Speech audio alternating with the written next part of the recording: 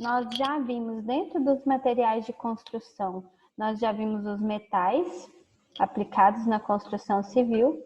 A gente começou a ver semana passada, nós vimos os cerâmicos, os materiais cerâmicos. E hoje nós vamos ver os materiais poliméricos aplicados na construção civil. São os únicos? Não. Além dos metais, cerâmicas e materiais poliméricos, nós ainda temos os vidros, os materiais betuminosos e as madeiras, que também são materiais que são aplicados. Além desses, aí a gente vai ter o concreto. A disciplina de Macro 2, a gente vai trabalhar basicamente só com concreto. Então, para a segunda VA, semana que vem a gente ainda vai ver algum desses, provavelmente vai ser vidros e betuminosos, e para a segunda VA a gente fica com terceira VA a gente vai ficar com madeiras e concretos, tá bom? Porque semana que vem a gente ainda tem aula. Hoje a gente vê os materiais de construção poliméricos. O que são polímeros? Vocês se lembram do que é um polímero?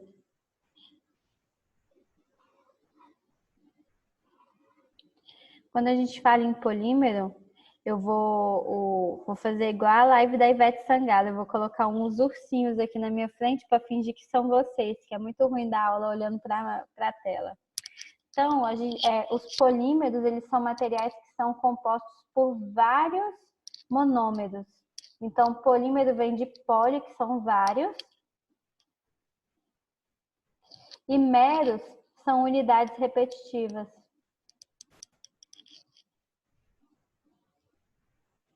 Quando a gente tem um polímero, a gente tem um material que é formado por várias unidades que são repetidas. Então, elas são repetidas sistematicamente. Por exemplo, quando eu tenho um polipropileno, o que é o propileno? Vamos para o polietileno, que ainda é mais simples. O que é o etileno? Se a gente for pegar met, et são 2 carbonos. Então, etileno, ligação dupla. Aqui a gente vai ter um H2, aqui a gente vai ter um H2. Isso aqui é um etileno. O que é um polietileno? A gente vai pegar e vai desfazer essa ligação dupla, ela vai virar uma ligação simples. Quando eu tenho ligação simples, esse carbono ele vai querer se ligar com outra coisa e esse outro carbono também. E aí, a esses outros carbonos que querem fazer ligação, a gente vai ligar outro monômero de etileno. Então, a gente vai... Voltou, gente. Saímos. A internet tá muito ruim, tá travando muito. Nossa, hoje tá péssimo. Então, olha só, eu vou voltar lá para a tela para a gente continuar. Como eu estava falando, a gente estava falando dos polímeros, que a gente tem várias unidades repetidas. E essas unidades, elas vão ser do monômero. Então, quando eu tenho um polietileno, aqui é um polietileno. Polietileno. Nossa, eu fiz bagunça. Vou escrever aqui em cima. Então, o polietileno, ele vai ser várias vezes a molécula de etileno sendo repetida. E o etileno é quando eu tenho 2 carbonos que são ligados por ligação dupla. Então, para a gente fazer um polímero, a gente quebra essa ligação dupla que existe e os outros 2 carbonos vão querer se ligar. E eles vão ser ligados sempre a etilenos. Então, a gente vai ter sempre essa repetição aqui. Então, sempre os materiais poliméricos, eles vão ter uma massa molar elevada, porque são várias unidades repetidas e vão ser formados por essa repetição dessas unidades estruturais básicas. Então, quando a gente tem um policloreto de vinila, são várias moléculas de cloreto de vinila que são ligadas. Polietileno, várias moléculas de etileno. Poliglicerol, várias moléculas de glicerol. Sempre o nome do polímero, ele vai ser poli, mais as moléculas que ele é formado, mais a unidade repetitiva do qual ele é formado. Pode ser de origem natural ou de origem sintética. Origem sintética são esses polímeros que eu dei exemplo, polietileno, polipropileno, poliglicol. Todos eles são de origem sintética. Polímeros de origem natural são esses polímeros como o nosso cabelo, os carboidratos, que eles têm essa repetição, mas eles são naturalmente. A lã, a seda, todos esses têm origem natural. As principais características dos polímeros que são atrativos é porque eles têm uma boa resistência à corrosão, uma baixa massa específica, então a massa molar é elevada. O que é a massa molar? Aquela que depende do número das moléculas, da massa molecular de cada um. A massa específica é baixa. O que é a massa específica? Massa específica vai ser massa sobre volume. Então, a massa específica do polímero ela é pequena. E eles vão ter boas características de isolamento térmico e elétrico. O polímero ele não vai ser condutor nem de eletricidade, nem condutor térmico. Normalmente, os polímeros eles vão ser, os sintéticos principalmente, são de origem dos hidrocarbonetos, e esses hidrocarbonetos são derivados do petróleo, tá? Então, eles vão fazer parte dessa formação da produção, não. Esqueci a palavra que eu ia usar para vocês. Então, o polímero ele vem também da exploração do petróleo. A gente pode classificar esses polímeros em diversas formas diferentes, mas a classificação principal que a gente tem dos polímeros é quanto ao comportamento deles frente à temperatura. Então, frente à temperatura, quando eles estão submetidos à temperatura, a gente pode classificar os polímeros em termoplásticos, termofixos ou elastômeros.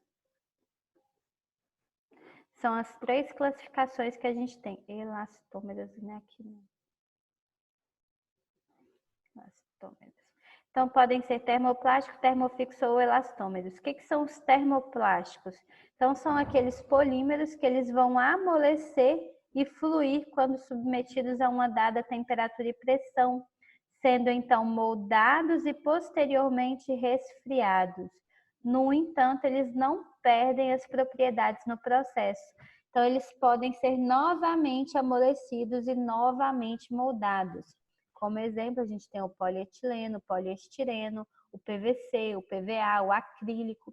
Todos esses eles são termoplásticos. O principal é que eles vão amolecer quando forem submetidos a uma temperatura. Então, sempre que a gente pega um termoplástico e aquece esse termoplástico, ele vai começar a amolecer. Então, já viram a pessoa pegar, o cano não entra um no outro. Então, o que a gente faz? A gente aquece e aí vai colocar o cano lá dentro, porque ele amolece, ele vai expandir, ele vai contrair, ele vai amolecer. Sempre que o polímero amolece, ele é chamado de termoplástico. Então, ele vai se tornar plástico com o acréscimo da temperatura. Isso são os polímeros termoplásticos. Os outros que a gente tem são os termofixos. O que são os polímeros termofixos? Eles vão ter as características fixas frente ao aumento da temperatura. Então, quando a gente vai moldar esses polímeros, eu não consigo amolecer esse polímero para ele ser moldado. A moldagem do polímero vai depender de uma reação química, que é o exemplo do Super Bonder, da Tec Bond, essas colas, essas resinas, a resina epóxi. O que acontece? O Durepox. Eu pego o material, ele sofre uma reação química para depois endurecer. Eu não uso a temperatura para fazer o processo de moldagem, porque eles não vão amolecer com o aumento dessa temperatura, eles vão continuar do mesmo formato. Então, quando a gente pega, por exemplo, o Durepox, eu tenho duas partes, a parte da resina e a parte do aditivo. Misturo os dois e vou moldar. Depois de um certo tempo ele endurece. Eu posso colocar fogo ali, posso aumentar a temperatura que ele não vai amolecer novamente. O que vai acontecer é que se eu aumentar muito a temperatura, ele pode começar a pegar fogo. Ele vai se degradar, vai entrar em combustão, mas ele não vai amolecer. Estes polímeros são os termofixos. Os termofixos, como eles não amolecem, eles não são materiais recicláveis, eles não podem ser reciclados. Exemplo de termofixo, as resinas epóxi, como eu disse, o silicone, O nylon, bola de sinuca. Então, quando vocês pegam a bola de sinuca, ela é feita de um polímero que é chamado baquelite. Esse polímero ele não derrete, porque ele vai ser um polímero termofixo. Os cabos de panela, cabos de frigideira, eles também são feitos por esses polímeros termofixos, que eles não vão amolecer quando a gente aumenta a temperatura. Compreenderam até aí? Termofixo e termoplástico são fáceis. Então, o termofixo ele não vai amolecer com o aumento da temperatura e o termoplástico ele amolece com o aumento da temperatura. Se eu consigo amolecer um termoplástico e moldar novamente, isso significa que ele pode ser reciclado. Então, todo termoplástico ele pode ser reciclado. E aí a gente vem para os elastômeros. O que são elastômeros? Elastômeros, eles são as borrachas. Então, todo material que tem a característica de borracha, a gente vai chamar de elastômero. O nome, a classificação desses polímeros são essas. Eles não vão apresentar... na verdade, eles vão apresentar na temperatura ambiente uma deformação superior ao comprimento original e depois eles têm essa recuperação elástica. O que isso quer dizer? Eles vão amolecer se eu aumentar a temperatura? Sim, mas esse não é o comportamento primordial. O que eu quero do elastômero é que eu vou esticar, ele vai aumentar de tamanho, mas quando eu reduzir, quando eu soltar aquela deformação, ele vai voltar inteiramente. Toda deformação ela vai ser uma deformação elástica. Quanto ao comportamento mecânico, acho que depois tem uns gráficos para a gente ilustrar. O elastômero, quando eu aumento a tensão, à medida que eu vou aumentando a tensão, ele vai ficando mais resistente. Porque quando eu estico, aumenta a tensão, não, a deformação. À medida que eu vou aumentando a deformação, ele vai ficando mais resistente. O gráfico do elastômero, deixa eu ver se eu consigo desenhar aqui para vocês. Então, aqui. Lembra daquele gráfico tensão-deformação que a gente tinha? Para um elastômero, ele é mais ou menos dessa forma aqui. Quando eu aumento a minha deformação, eu vou aumentar a resistência. Porque ele deformado, ele vai estar mais resistente do que ele na temperatura ambiente, nas cargas iniciais. Porque inicialmente ele pode aumentar muito sem que ele sofra ruptura, tá bom? Essas são as borrachas elastômeros.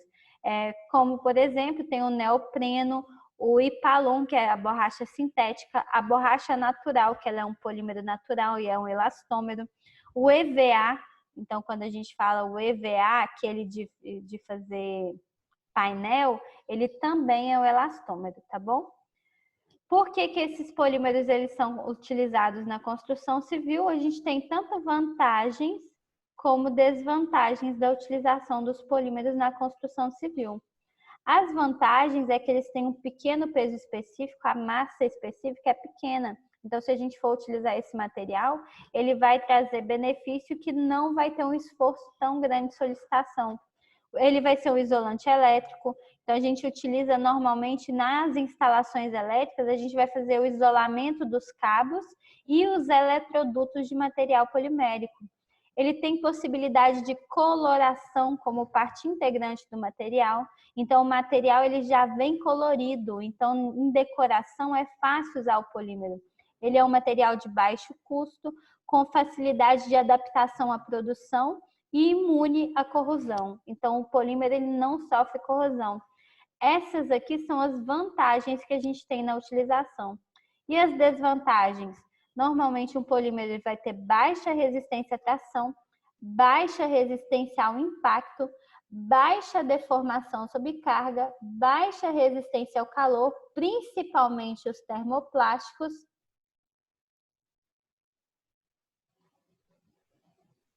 e baixa resistência a intempéries. Então, o polímero, se vocês se lembrarem, quando a gente estudou degradação dos materiais, o polímero ele sofre degradação por radiação. A radiação eletromagnética do Sol, ela vai causar uma degradação no polímero, tá bom? Para melhorar essas propriedades do polímero, a gente faz o uso de aditivos. O que são aditivos? São materiais que eles vão ser adicionados em pequenas quantidades, melhorando a propriedade do polímero. Então, o aditivo, ele sempre vai ser adicionado em pequena quantidade.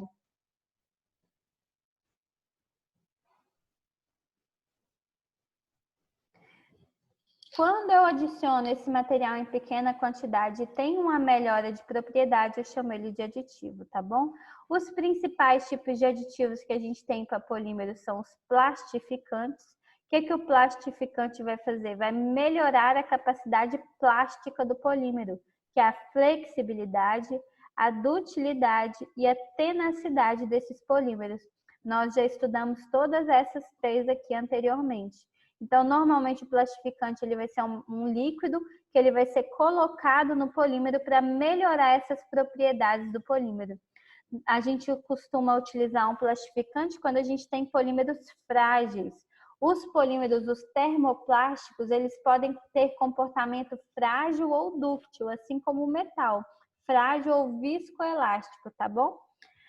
A temperatura ambiente, os materiais que a gente utiliza é o PVC, e no acetato. Outro tipo de aditivo que a gente usa é o pigmento. Então, o pigmento só tem a finalidade de colorir o polímero.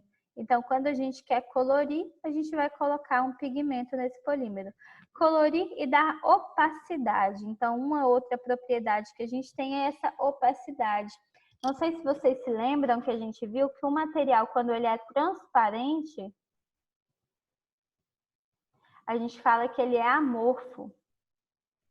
Então, isso aqui serve muito para o polímero. O polímero ele vai de 100% amorfo até semicristalino. Então, a gente não tem um polímero que é 100% cristalino. Ele não chega a esse valor de cristalinidade de 100%. Então, o polímero, se ele for amorfo, se o polímero é transparente, ele vai ser amorfo. Caso o polímero seja transparente, amorfo e a gente queira dar uma opacidade a esse polímero, a gente pode colocar um pigmento também, tá bom? Esse pigmento, essa opacidade, vai ser uma barreira aos ataques de raios ultravioletas, melhorando a estabilidade do polímero. Então, polímeros semicristalinos, eles costumam não ser transparentes. Eles não são transparentes. Como é o caso do polietileno, que é um polímero branco. Então, quando a gente tem esses polímeros que são brancos, uns meio assim acinzentados, eles não são transparentes, eles são semicristalinos. Todo polímero transparente, ele vai ser um material amorfo. Nós temos os estabilizadores que evitam a degradação do polímero. Então, o meu polímero ele sofre degradação quando ele é exposto à radiação ultravioleta. Se eu coloco um estabilizante, ele vai diminuir essa degradação, tá bom? Até aí tudo bem, né? E eu tenho os retardadores de chama. O que são retardadores de chama? Eles vão aumentar a resistência à inflamabilidade do polímero. Então, quando eu ponho um retardador de chama, esse composto vai demorar mais a sofrer combustão. Onde eu uso um retardador de chama? Posso usar no polietileno, no nylon e no poliestireno para fazer roupas, brinquedos. E eu posso usar retardadores de chama no PVC. Então, o PVC, ele usa retardador de chama para que ele possa ser utilizado em eletrodutos e cabos. Eletrodutos são os canos, aqueles canos onde passam os cabos. Retardadores de chama para que não aconteça uma combustão do material, porque a gente sabe que quando passa corrente elétrica, aumenta a temperatura desses cabos, tá bom? Então, a gente coloca um retardador de chama para diminuir. E nós temos o último tipo de aditivo que a gente vai ver são as cargas. O que são as cargas? A gente chama de carga qualquer reforço que a gente pode colocar para aumentar a resistência mecânica do polímero. Então, pode ser fibras de vidro, negro de fumo, tudo isso pode usar. Então, essas cargas, normalmente a gente fala que são materiais inertes, elas não vão reagir com o polímero, como o talco, a serragem também pode entrar. E elas vão aumentar a resistência. A gente, além de usar, se a gente colocar aditivos em pequenas quantidades, essas cargas em pequenas quantidades, elas são aditivos. Mas caso as cargas sejam colocadas em maior quantidade, aí a gente passa a chamar de compósito, tá? A gente vai ser desligado daqui a pouco, faltam 10 minutos, mas aí eu chamo vocês de novo. Aí a gente entra nos processos de obtenção. Nós vimos o quê? Que nós temos os materiais, os polímeros termoplásticos, termofixos e os elastômeros. Os elastômeros, eles são as borrachas. Esses são os mais fáceis de serem identificados. Os termoplásticos aquecem com a temperatura. Aquecem não, amolecem.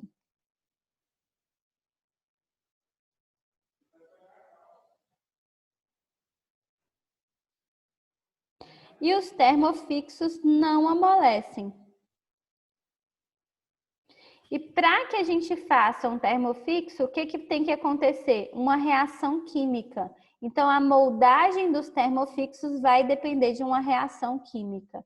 Enquanto dos termoplásticos, não, a gente consegue amolecer e moldar um termoplástico. Então, quais são os processos de obtenção dos termoplásticos?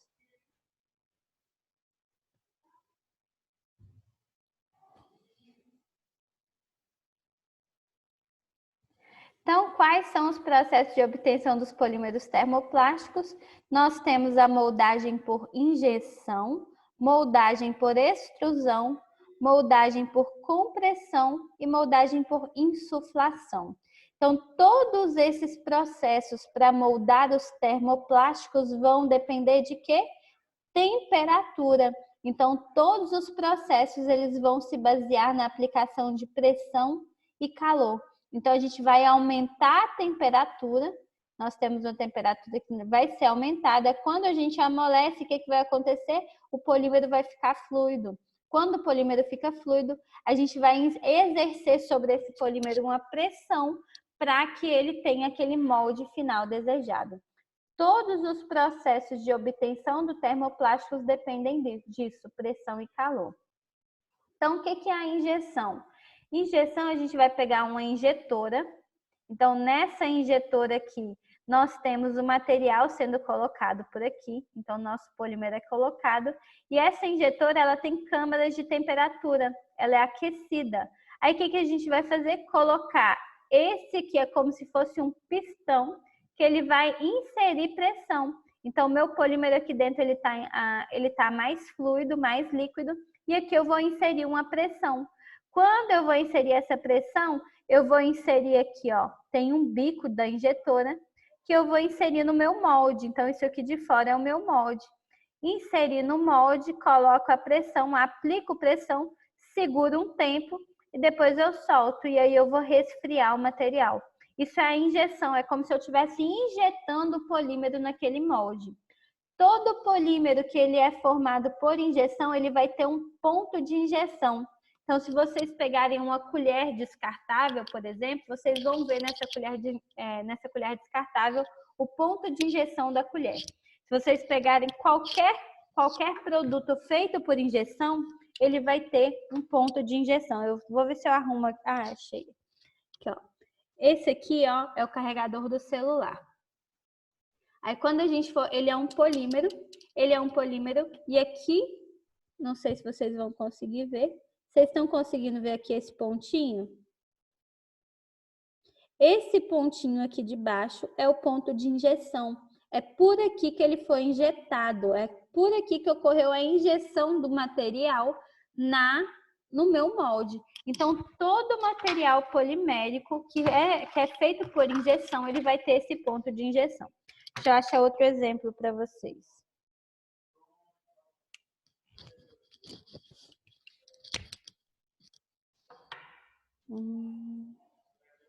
Esse aqui, o ponto de injeção deve ser lá dentro. Que é duas partes. Depois eu procuro outro. Ah, esse aqui tem, com certeza. Então, aqui, ó, tá quebrado, mas dá para vocês verem. Esse aqui é o ponto de injeção. Todo polímero que ele é feito por injeção, ele tem esse ponto, porque o molde ele é colocado com alta pressão, tá? Toda injeção é feita assim. Depois nós temos a extrusão. O que a extrusão faz? É aquele mesmo processo de extrusão que a gente utiliza para cerâmica. Só que a cerâmica, a pasta já é fluida, o polímero não. Normalmente a gente... Tá cortando sua voz. Tá cortando muito? Vocês estão me ouvindo? Aqui tá normal, professora. Então tá bom. Olha só, então a moldagem por extrusão, a gente vai ter semelhante ao que acontece lá na cerâmica. Só que na cerâmica a gente já tem a matéria-prima como uma pasta fluida. O polímero não, ou ele vai ser um pó, ele vai ser um flóculo. Ele não vai ser fluido. Aí o que a gente faz? Temperaturas também. Então aqui dentro vai ser aquecido, a gente tem câmaras de aquecimento dentro da extrusora. E nós temos aqui como se fosse um... Ah, esqueci. Deixa eu ver se eu esqueci se eu aqui tem o nome.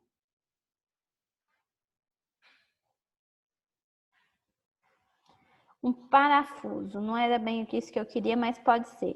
Como se fosse um parafuso que vai ficar girando aqui dentro. Então, a gente faz isso aqui girar. E ele tem todo o tamanho da câmara extrusora. E à medida que ele vai girando, ele vai encaminhando o polímero para a saída. Então, aqui a nossa saída, ela já vai ter o molde que eu quero fazer o meu polímero. Então, ele vai encaminhando. A pressão aqui é menor. Então, quando a gente faz isso aqui, a gente fala que vai fazer os macarrões, mangueira. Isso aqui é o processo de fabricação de mangueira, de canos. Todos são feitos por extrusão. Então, aqui a gente põe o perfil que eu quero, com que saia. E aí, esse meu parafuso, ele vai levando o material polimérico até sair por esse modelo. Sai aquecido. Quando ele sai aquecido, o que eu faço? Ou eu passo por um tanque de resfriamento, que é como se fosse uma bacia, eu puxo aquele macarrão, levo para a bacia de resfriamento, que ele já vai resfriar, ou eu dou um sopro de ar frio, que aí eu resfrio o meu material. A hora que eu resfrio, ele já fica com este formato que saiu aqui do molde. Tudo bem?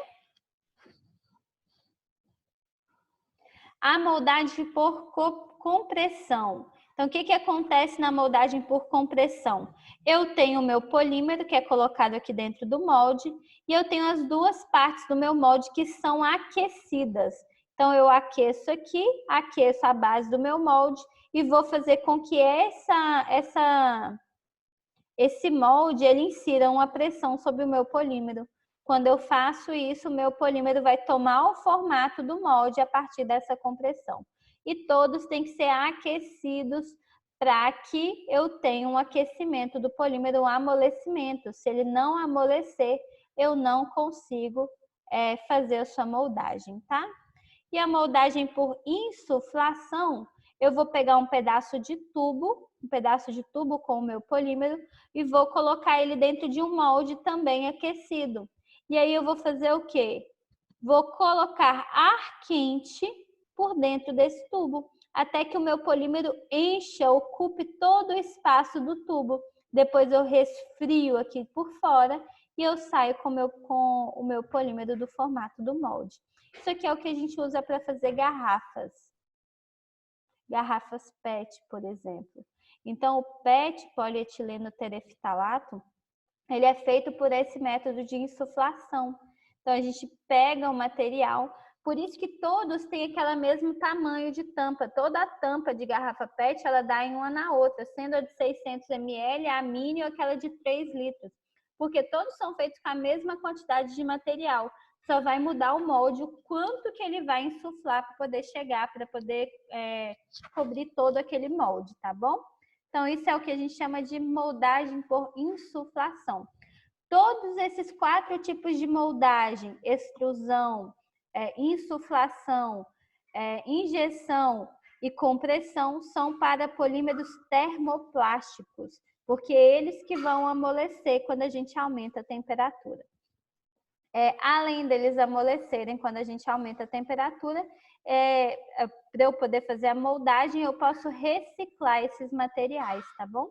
Então, quando a gente tem polímeros termoplásticos, eles podem ser